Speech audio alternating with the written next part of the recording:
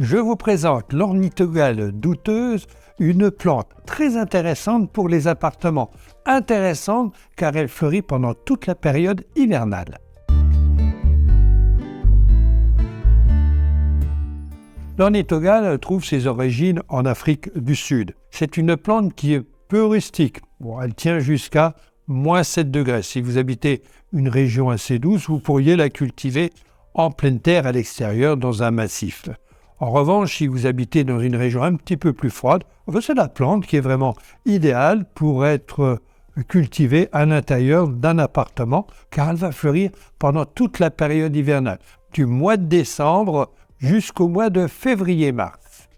L'ornithogale est une plante bulbeuse de la famille des Liliacées, comme les tulipes. Alors, en début de production, au moment où elle va sortir, puisqu'elle possède un bulbe, elle va d'abord sortir ses feuilles rubanées et c'est seulement après qu'elle va commencer à fleurir et elle va fleurir pendant plusieurs semaines, voire plusieurs mois. Celle-ci est dans mon intérieur de ma maison depuis déjà un mois et on peut voir déjà de nouveaux boutons qui vont pouvoir s'épanouir. L'entretien de l'ornithogale est assez simple. Pendant toute sa période de floraison, vous l'arrosez 1 à 2 fois par semaine. Moi, j'ai choisi de la mettre dans une coupelle en verre et je mets 2 voire 3 cm d'eau. Et quand il n'y a plus d'eau, j'attends une journée ou deux et je ramène toujours un petit peu d'eau au pied. Et j'ai choisi autant que possible de l'eau de pluie. Alors, pendant toute la période de floraison, pas d'engrais. Vous lui apporterez de l'engrais lorsqu'elle sera défleurie. Alors la raison est assez simple, c'est une plante bulbeuse qui a besoin de reconstituer son bulbe.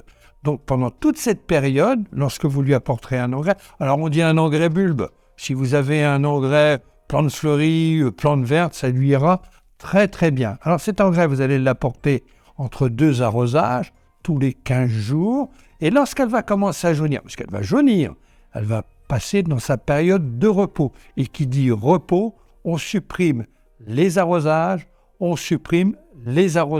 à l'engrais.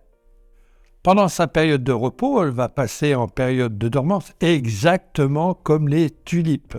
Donc, il s'agit d'un bulbe, vous la mettrez de côté, vous pouvez la mettre dehors à partir du mois de mai, et vous allez la rentrer à partir, disons, du mois d'octobre. Vous la rempoterez dans un pot légèrement plus gros, vous l'arroserez, elle fera des feuilles et elle fera des fleurs une nouvelle fois l'année prochaine.